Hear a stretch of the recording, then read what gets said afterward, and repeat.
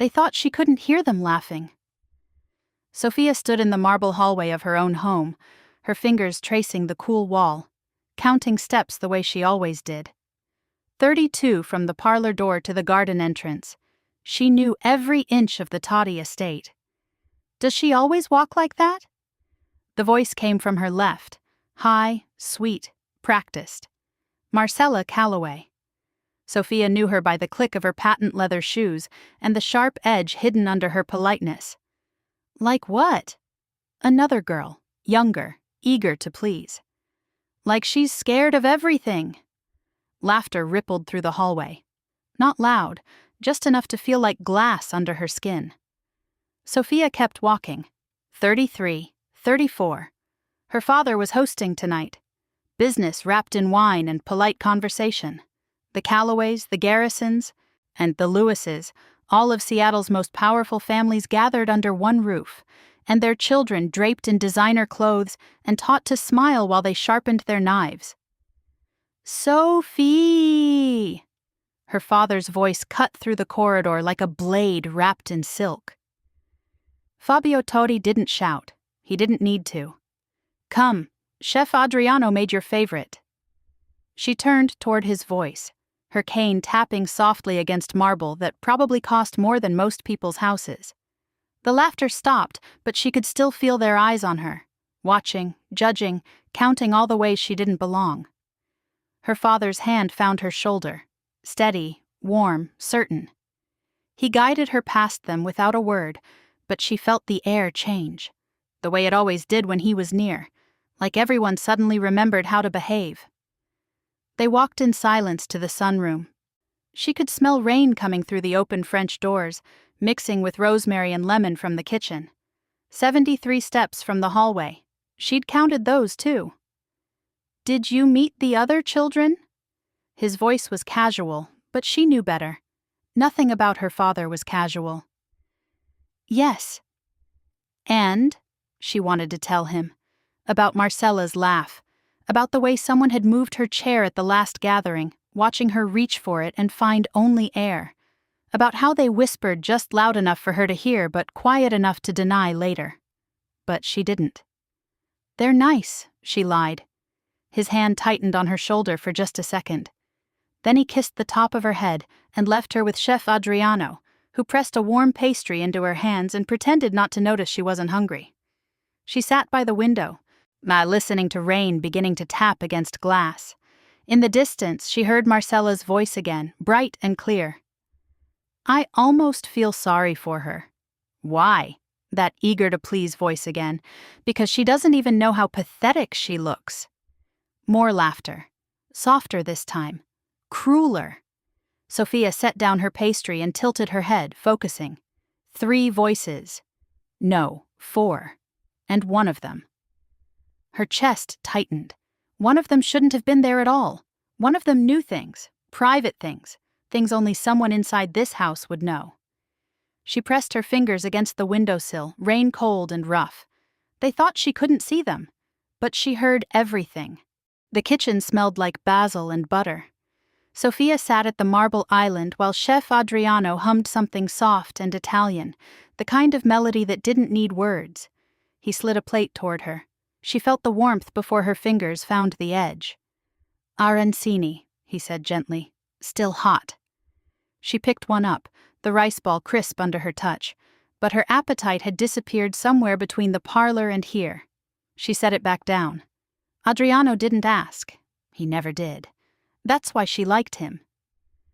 The garden doors were open. Rain had stopped, leaving everything wet and clean-smelling. Voices drifted in on the breeze.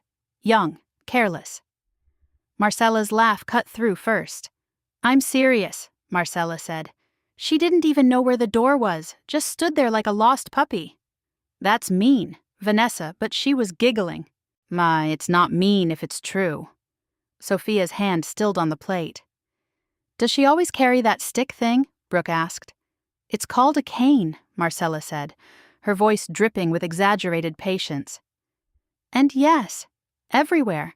It's actually kind of sad. Do you think she knows we're talking about her? How could she? She can't see us. More laughter. softer now, meaner. Sophia's chest tightened, but she kept her face blank. Adriano had gone quiet behind her, but she could feel his anger in the stillness. Then another voice joined them, quieter, familiar in a way that made Sophia's stomach drop. "She touches everything," the voice said, like constantly, walls, furniture, people. It's weird. Sophia froze. She knew that voice. Vanessa laughed. "How do you know that?" "I've seen her. Around the house." A pause. My mom works here." The words landed like a fist. Sophia's hand trembled against the plate. She pressed it flat, willing herself still. "Wait, really?" Marcella's voice sharpened with interest. "What's it like, living here?" "I don't live here, but I come with my mom sometimes." The voice, Elena's voice, dropped lower. "Sophia barely leaves her room, just sits by the window counting things. My mom says she's obsessed with routines, like if something's moved even an inch, she freaks out." "That's so weird." "I know, right?" Sophia couldn't breathe, couldn't move. Someone inside her house, someone her father trusted, someone she'd probably smiled at, said good morning to, never questioned, selling her pain like gossip. "Does her dad know she's like that?" Brooke asked. "He's always in meetings, too busy." "My mom says Sophia's basically raised by staff." That was a lie, a cruel, clean lie. Her father was always watching, always there. But Sophia didn't correct it. Couldn't, not from here. Footsteps approached the kitchen, heavy, familiar. Fabio. The garden voices fell silent, like someone had cut a wire. Her father's presence filled the doorway before he spoke. "Sophia." She turned her head toward him, forcing her expression calm. "Practiced. Are you well?" "Yes." He moved closer. She felt the air shift, felt the weight of his attention. He didn't believe her. He never did. "Dinner will be served soon," he said quietly. "You don't have to join the other children if you'd prefer to stay here." It was an escape, a kindness wrapped in choice. But Sophia shook her head. "I'm fine, Papa." His hand touched her hair, brief, gentle. "You would tell me if you weren't." It wasn't a question, it was a test. "I would," she lied. He stayed a moment longer, and Sophia knew he was reading her the way he read everyone, searching for cracks. But she'd learned from the best. She kept her face smooth, her breathing even. Finally, he left. Adriano exhaled. Sophia stood, her decision hardening like steel in her chest. She needed proof, real proof, not just voices and suspicions. She needed names. From the garden, Marcella's voice rang out, sweet and sharp. "Sophia, come play with us." It sounded like an invitation. It felt like a trap. Sophia picked up her cane and walked toward the door. Sophia stepped onto wet grass, her cane folded and tucked under her arm. The garden smelled like rain and roses. Her garden. She'd walked these paths 1,000 times, knew every stone, every turn. The voices clustered somewhere near the fountain, 43 steps from where she stood. "Oh, good, you came!" Marcella's voice was bright, welcoming, poisonous. "We were just about to play a game." Sophia stopped, tilting her head toward the sound. "What kind of game?" "Hide and seek," Vanessa said, excitement bubbling through her words. "But like a fancy version." "How does that work?" Sophia asked, though she already knew where this was headed. "Well," Marcella began, slow and deliberate, "one person hides something in the garden, and everyone else has to find it. First one to bring it back wins." Silence stretched. Then Brooke spoke, her voice uncertain. "But maybe Sophia shouldn't—" "Why not?" Marcella cut in smoothly. "I'm sure she can handle it. Right, Sophia?" It was a dare wrapped in concern. Sophia smiled. "Sure." She heard the surprise in their quiet. They'd expected her to refuse, to admit defeat before the game even started. "Okay, then." Marcella clapped her hands once. "I'll hide it. Everyone close your eyes." Sophia almost laughed. Almost. She stood still while footsteps scattered across grass, while something small clinked against stone. Marcella's shoes clicked toward the far end of the garden, then back. "Done! Go!"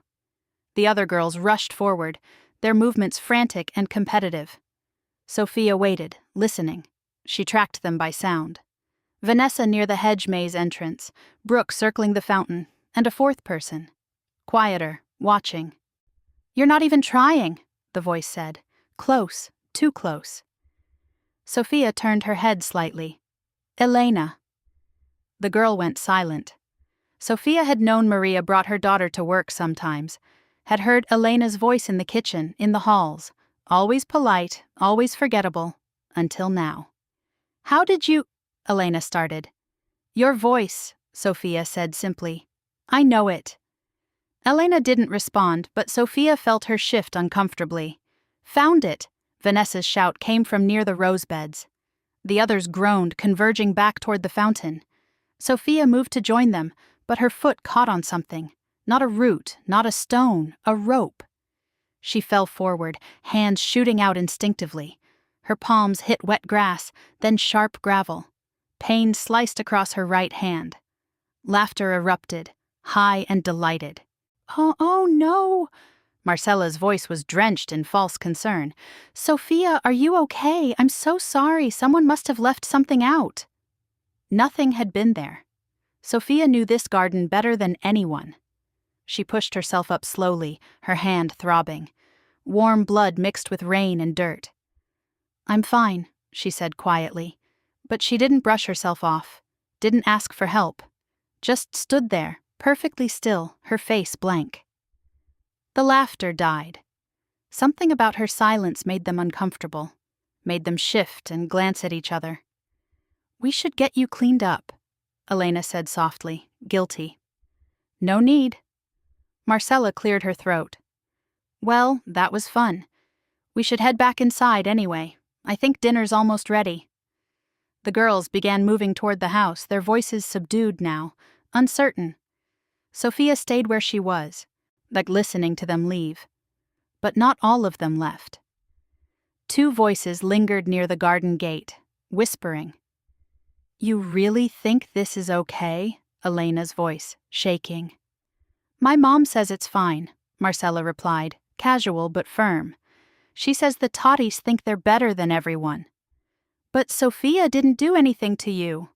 "It's not about her, it's about them." A pause. "My mom says the gala next week is when things get interesting. She has something planned." "What kind of something?" "I don't know, but she told me to make sure Sophia comes. Said it'll be important." Sophia's blood went cold. Footsteps approached from the house, heavy, expensive shoes on stone. Her father's voice carried across the garden, calm and controlled. "Time to come inside." The whispering stopped. Sophia heard Marcella's footsteps move quickly toward the terrace, and Elena trailing behind. She stood alone in the garden, her hand still bleeding, her heart pounding against her ribs. From somewhere near the house, Marcella's voice drifted back, sweet and clear. "Thank you so much for inviting us, Mr. Toddy." Then, quieter, almost sing-song. "See you at the gala, Sophia." Sophia's father didn't say a word when he took her hand. They were in the powder room off the main hall, the door closed behind them. She heard water running, felt the warmth before he guided her palm under the stream. The sting made her inhale sharply, but she didn't pull away. "Tell me what happened." His voice was quiet. Too quiet. "I tripped," Sophia said. "In the garden. There was something on the ground. Something. A rope, I think." The water stopped. A towel pressed against her palm, soft and careful. But his hands weren't gentle. They were controlled, precise, the kind of careful that came from holding back something violent. "There is no rope in our garden," he said. Sophia stayed silent. He wrapped her hand in clean gauze, each loop tight and exact. When he finished, his thumb brushed across her knuckles. "Once," a gesture so small it almost didn't happen. "You would tell me," he said slowly, "if someone hurt you on purpose." It wasn't a question. Sophia turned her face toward him, even though she couldn't see his expression. She didn't need to. She knew what lived behind his calm. "It was an accident, Papa." He didn't respond, just stood, his presence filling the small room like a storm waiting to break. Then he left. Sophia stayed in the powder room, listening. His footsteps moved down the hall, into his study. The door closed with a soft click. Then his voice, low, clipped. She moved quietly to the hallway, staying close to the wall. His study door was thick, but not thick enough. "Pull the security footage from the garden, the last 2 hours." A pause. "I want every angle, and I want it now." Silence. "Run a full background on the Calloway family. Financial records, business dealings, legal disputes, everything." Another pause, longer this time. "Yes, all of it." Sophia's heart kicked. He knew, or suspected, and he was already moving. Footsteps approached from the kitchen. Soft, careful. Sophia turned, tracking the sound. "Sophia!" Maria's voice, gentle, concerned. "Let me take you to your room. You should rest." Sophia didn't move. "I'm fine." "Your hand." "Papa already took care of it." Maria hesitated, then stepped closer. Sophia caught the scent of lavender detergent and something else. Nerves. Guilt. "Children can be careless," Maria said softly, her voice a little too careful, especially when they're excited. Too much running around, not paying attention. Sophia tilted her head. "You weren't in the garden. How do you know what happened?" The silence stretched too long. "Elena told me," Maria said finally. "She feels terrible about it." "Does she?" It wasn't a question. Maria's breath hitched, just slightly. "She said it was an accident, that no one meant for you to get hurt." Sophia's pulse quickened. No one meant for you to get hurt. Not, it was an accident. Not bad luck. No one. As if Maria knew exactly who had been involved. As if she'd been told the details before Sophia even came inside. "That's kind of her to say," Sophia replied evenly. Maria lingered, her discomfort filling the space between them. "If you need anything, just call for me." She left quickly, too quickly. Sophia stood in the hallway, her bandaged hand curling into a fist. Maria knew. She'd known before Elena came to find her, before Sophia walked through the door. Which meant someone had told her. Someone had called ahead. Someone had warned her that things hadn't gone as planned. From his study, her father's voice drifted through the walls again, cold and deliberate. "I want to know everyone who was in that garden. Names, families, connections." Sophia turned toward her room, her mind already working. The gala was in 1 week. Mrs. Calloway had something planned, and Sophia was going to find out exactly what it was. Sophia woke to voices in her father's study. It was past midnight. The house should have been silent, but low conversation bled through the walls. She slipped from bed, moving barefoot across her room to the door. "Show me again." Her father's voice, cold, controlled. A pause, then another man's voice. "Marco, head of security." "Here, 1843, you can see the girl, Marcella Calloway. She walks to this section of the garden. She's carrying something." "What is it?" "Rope, sir. Garden twine. Watch." Silence. Sophia pressed closer to her door, holding her breath. She loops it between these 2 posts. Low, right at ankle height. Then she walks back to the fountain and calls the other girls over. "And my daughter?" She enters the frame here. 21 seconds later, she trips, falls. The Calloway girl laughs first. Then the others join in. The silence that followed was worse than any shout. Who else was involved? Her father's voice had gone very quiet. 3 other girls, Vanessa Hartley, Brooke Newman, and Elena. Marco paused. "Elena Russo. Maria's daughter." "Yes, sir." Sophia's stomach dropped. "Pull Maria's phone records," Fabio said. "All calls in the last month. And I want to know every connection between Maria Russo and the Calloway family." "Already done, sir. Maria received 4 calls from an unlisted number in the past 2 weeks. We traced it.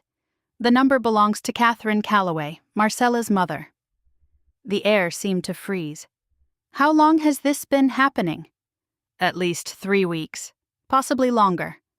Footsteps moved across the study. Her father's, slow, measured, the kind of walking he did when he was thinking. Planning. What do you want me to do? Marco asked quietly. Nothing, yet. Sir? They're planning something for the gala. I want to know what it is before I move. A pause. Double security, discreet, and I want eyes on Catherine Calloway. If she breathes wrong tomorrow night, I want to know about it. And Maria? Keep her close. Let her think nothing has changed. The conversation ended. Footsteps approached the door. Sophia moved quickly, silently, back to her bed. She was under the covers when she heard her father's footsteps pause outside her room. He stood there for a long moment, then continued down the hall. She lay in the dark, her mind racing. He knew. He'd seen everything, and he was waiting. But waiting for what? The next day, Sophia began her own investigation. Her tutor had given her a small recording device months ago. For lessons, he'd said, she'd found a better use for it. The device was small enough to fit in her palm, one button to record, one to stop. She carried it everywhere, tucked in her pocket. At lunch, Maria brought her tray with that same careful voice. Chicken and vegetables today, and your father wanted me to remind you about the gala tonight. He wants to make sure you have everything you need. I do. Your dress is pressed and ready. I'll help you with your hair before we leave. Maria's phone buzzed, once, twice. Sophia heard her pull it from her pocket, heard the slight catch in her breath. She pressed record. I'm sorry, Maria said quickly. I need to take this. She left, but she didn't go far, just into the hallway. Yes, I'm here. Maria's voice was low. Careful. No, she doesn't suspect anything. Sophia's hand tightened around the device. I confirmed she'll be attending. Mr. Toddy already approved it. A pause. I understand. Everything is in place. Silence. I don't know if this is right. She's just a child. A longer pause. I know what you said, but...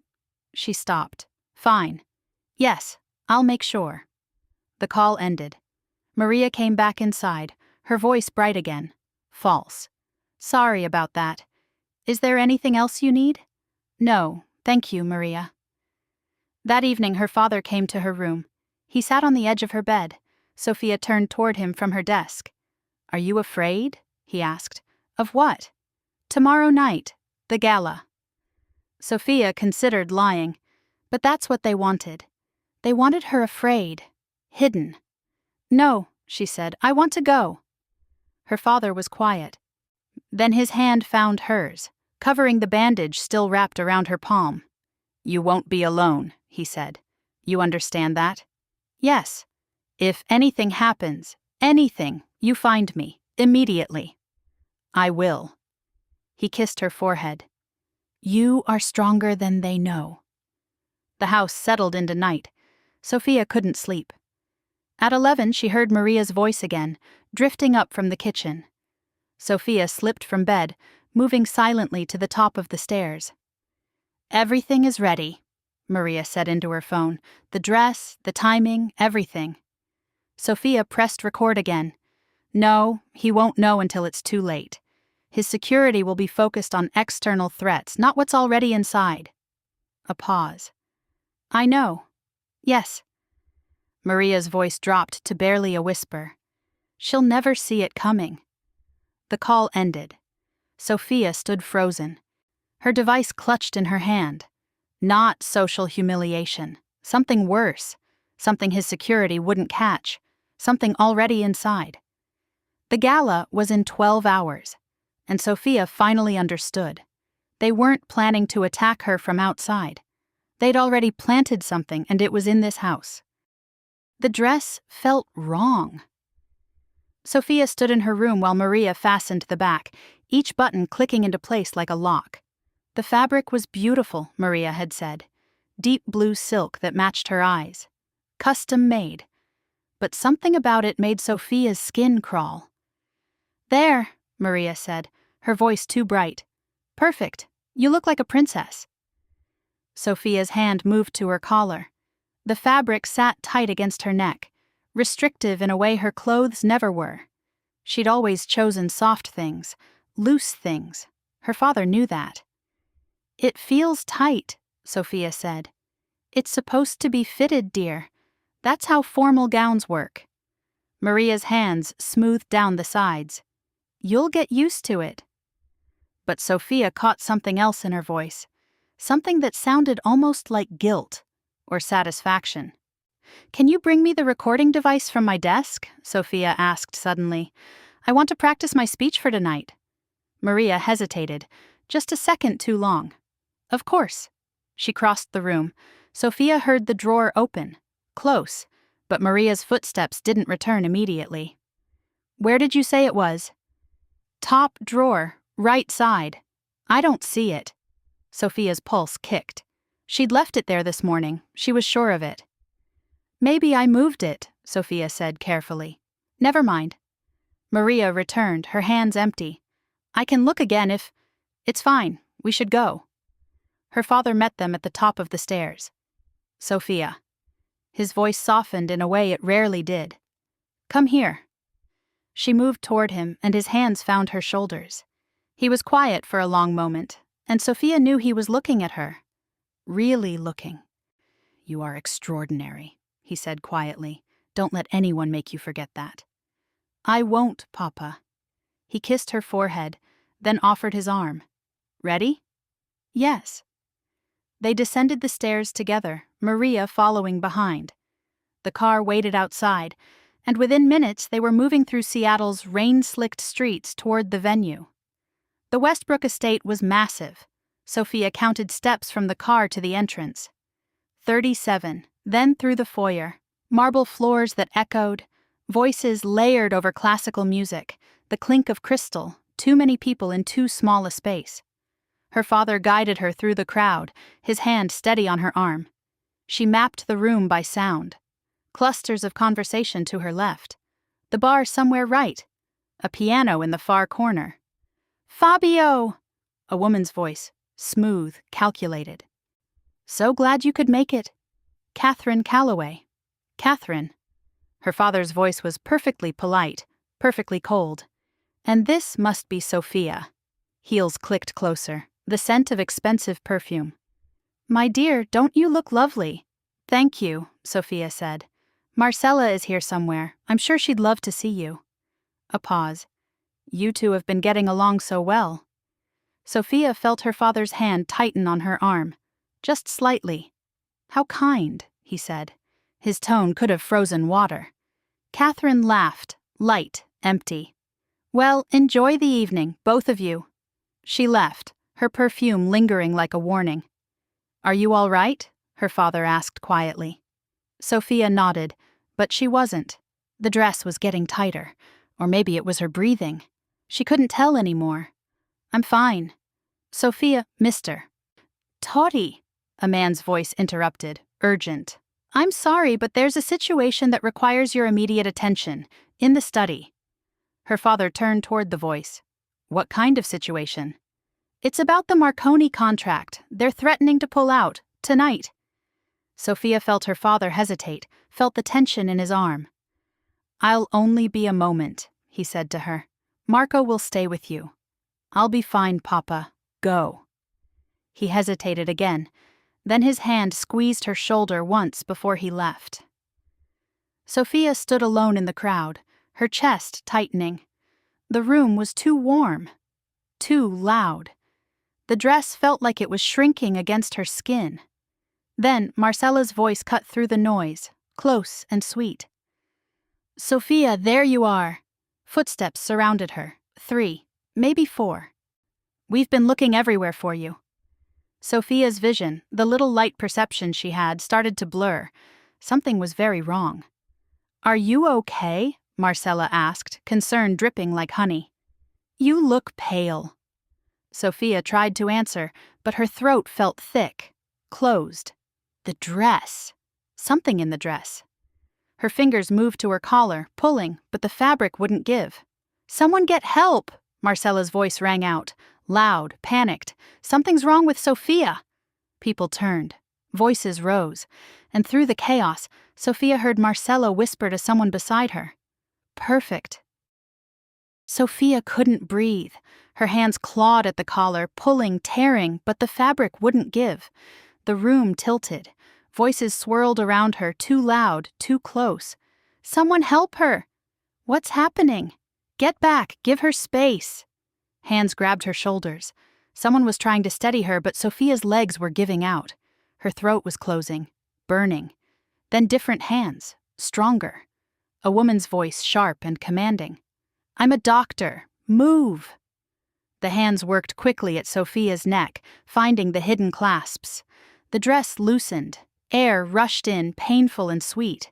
Sophia gasped, her lungs screaming. "What is this?" the doctor's voice said, sharp with alarm. "There's something in the lining. Chemical powder. Did anyone else touch this dress?" Murmurs rippled through the crowd. Then footsteps. Heavy, fast. "Sophia!" Her father. His hands cupped her face, tilting her head toward him. She couldn't see his expression, but she felt the fury radiating off him like heat. "Breathe," he said quietly. "Just breathe." She did, slow, painful, but breathing. "Someone call an ambulance," the doctor said. "No." Fabio's voice was ice. "Marco, bring the car, now." "Sir, she needs—" "I said no." He lifted Sophia into his arms like she weighed nothing. "We're leaving." "Mr. Toddy, wait." Catherine Calloway's voice cut through the chaos, dripping with false concern. "What happened? Is she all right?" Fabio stopped, turned. The room went silent. "What happened," he said slowly, each word deliberate, "is that someone poisoned my daughter." Gasps, whispers. Catherine's face arranged itself into perfect shock. "That's impossible. How could—" "The dress," the doctor interrupted, holding up the fabric. "There's a chemical irritant embedded in the collar lining, designed to activate with body heat and pressure. This was deliberate." More whispers, louder now. "That's absurd," Catherine said, but her voice had lost some of its smoothness. "Who would do such a thing?" "An excellent question." Fabio's voice was deadly calm. He turned to Marco. "Bring Maria Russo here, now." The crowd parted. Sophia felt her father's arms tighten around her as footsteps approached, hesitant, terrified. "Mr. Totti, I—" Maria's voice shook. "Did you prepare my daughter's dress for tonight?" Silence. "Answer me." "Yes, but I didn't—" "Did you receive 4 phone calls from Catherine Calloway in the past 2 weeks?" The silence stretched longer this time. Sophia felt the moment break. Felt Maria's denial die in her throat. "I don't know what you're talking about," Maria whispered. "Interesting." Fabio's voice was soft, lethal. "Because I have phone records that say otherwise. I have security footage of you tampering with that dress this morning. And I have recordings of you confirming to Mrs. Calloway that everything was in place." The room held its breath. "Sophia," her father's voice gentled, "tell them what you heard." Sophia's throat still burned, but she found her voice. "Maria made phone calls," she said quietly. "She said I wouldn't suspect anything. She said the plan was ready. She said I'd never see it coming." Murmurs exploded through the crowd. "That's a lie," Maria's voice cracked. "She's blind. She couldn't possibly—" "I'm blind," Sophia said, her voice stronger now. "Not deaf." The room erupted. Catherine Calloway stepped forward, her mask finally slipping. "This is ridiculous. You're going to take the word of a child over—" "Over phone records?" Fabio interrupted. "Over security footage? Over forensic evidence?" He shifted Sophia in his arms. "Marco, lock the doors." "Sir?" "No one leaves this building until the police arrive." Panic rippled through the crowd. "You can't hold us here," Catherine said, her voice sharp now, desperate. Fabio looked at her, really looked at her. "Watch me." He pulled his phone from his pocket with one hand, Sophia still cradled in his other arm, and made a single call. "Commissioner Hayes, Fabio Totti, I need units at the Westbrook estate immediately. We have an attempted murder to investigate." He ended the call. The room was dead silent. Then Sophia heard it. Quiet, broken, Marcella's voice small and scared. "Mom, what did you do?" The sirens arrived within minutes. Sophia sat in a chair near the entrance, a paramedic checking her vitals while chaos swirled around her. Red and blue lights painted the walls through tall windows. Voices overlapped. Orders, questions, the careful click of cameras documenting evidence. "Pulse is elevated but steady," the paramedic said. "Throat irritation should subside within a few hours. She was lucky." Her father stood 10 feet away, speaking to a man in a suit. Commissioner Hayes. She recognized his voice from the phone call. "The dress is being processed now," Hayes said. "Preliminary tests confirm chemical irritant. Calcium oxide mixed with an adhesive compound, designed to activate with heat and moisture." "Torture," her father said quietly. "Yes." Footsteps approached. Heavy, official. "Mr. Totti." A detective. "We need to speak with Maria Russo." Sophia turned her head toward the sound. Maria was crying, loud, desperate. "I didn't want to." Maria's voice broke. "She said if I didn't help, she'd make sure I lost everything, my job, my home. She said she'd destroy us." "Who said that?" the detective asked. "Catherine Calloway." More murmurs rippled through the remaining guests. Sophia heard Catherine's sharp intake of breath. "That's a lie," Catherine said, but her voice had lost its command. "This woman is clearly unstable. She's trying to—" "We have phone records," the detective interrupted. 4 calls between your number and Ms. Russo's phone. We have security footage of Ms. Russo tampering with the dress, and we have witness testimony." A pause. "Would you like to revise your statement, Mrs. Calloway?" Silence. Then a different voice. A young, broken. "Mom." "Marcella."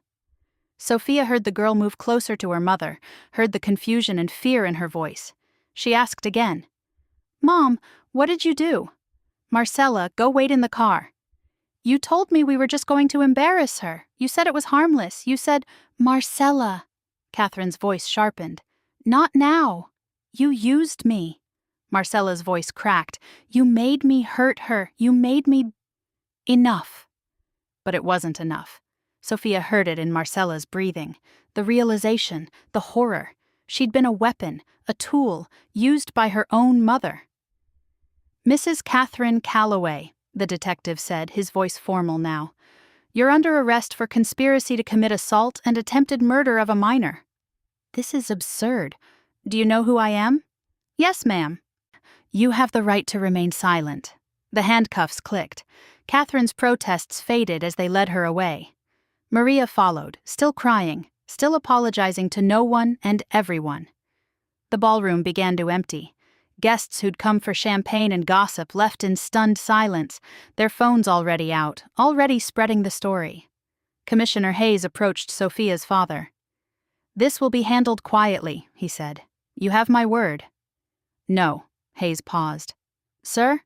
"I want this public," Fabio said. "I want everyone to know what happened here. I want every family in this city to understand what happens when you touch what's mine."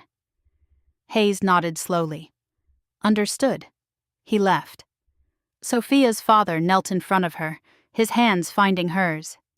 "Can you walk?" "Yes." "Then let's go home." The car was silent. The rain drummed against the windows as they drove through empty streets. Sophia leaned against the leather seat, her throat still raw, her mind exhausted. "Papa?" "Yes." "What will happen to them?"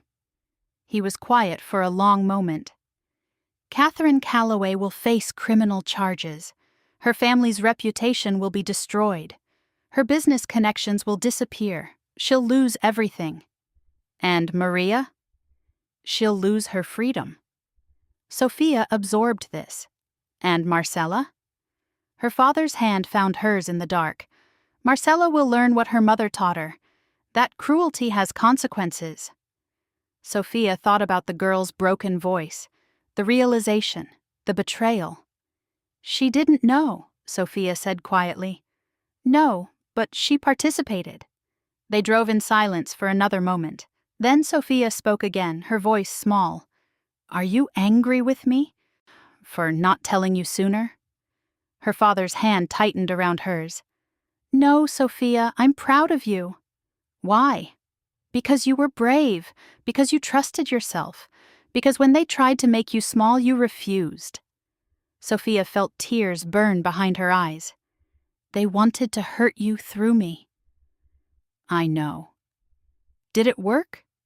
Her father was quiet. Then he pulled her close, his voice rough. Yes, but not in the way they intended. The car turned onto their street. What do you mean? He kissed the top of her head. They showed me how strong you are, and that terrifies them more than anything I could ever do. The garden looked different now. Sophia stood by the fountain, rain misting her face, her fingers trailing along stone she'd touched 1,000 times. 2 weeks had passed since the gala. 2 weeks since handcuffs and sirens and her father's cold fury. The news had spread like fire through Seattle's elite circles. Catherine Calloway arrested, Maria Russo awaiting trial, the Calloway empire crumbling under scandal and investigation. Sophia had watched it happen from inside these walls, listening to her father's phone calls, to the whispered conversations of staff who thought she couldn't hear. Justice, they called it. But it felt heavier than that. Footsteps approached from the house, not her father's. Lighter, uncertain. Sophia? She turned her head. Marco? You have a visitor. His voice was careful. Your father approved it. But you don't have to see her if you don't want to. Sophia's pulse quickened. Who? Marcella Calloway. The name hung in the air like smoke. Sophia was quiet for a long moment.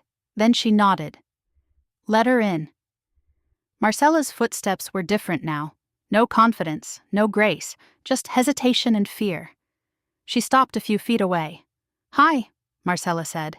Her voice was small, broken. Hi. Silence stretched between them. Sophia counted Marcella's breaths, uneven, shaking. I'm sorry. The words came out rushed, desperate. I'm so sorry, Sophia. I didn't know what my mom was planning. I swear I didn't know she was going to... Her voice cracked. I thought we were just being mean, just stupid kids being cruel. I didn't know she wanted to actually hurt you. Sophia stayed silent. I know sorry doesn't fix it, Marcella continued. Con, I know what I did was terrible. The garden, the things I said, making fun of you. A pause. Using you to hurt your dad. Why did you do it? Sophia asked quietly. Marcella was quiet for so long Sophia thought she might not answer. Because my mom hated your family, Marcella finally said. She talked about it all the time, how your father ruined some business deal, how the Tatas thought they were better than everyone. She said if I could make you look weak, it would hurt him. A shaky breath. And I wanted her to be proud of me. I wanted to be what she wanted. Sophia understood that. The desperate need for a parent's approval. Marcella made a sound like a sob. I'm leaving Seattle, Marcella said. Going to live with my aunt in California. I just wanted to say sorry before I left. Face to face. Even though you can't see me. Sophia almost smiled. I don't need to see you to know you mean it. Do you forgive me? Sophia considered the question. Considered the girl who'd laughed when she fell, who'd whispered cruel things, who'd been a weapon in her mother's hands. I forgive the part of you that didn't know better, Sophia said finally, but I'll never forget what you did, and we'll never be friends.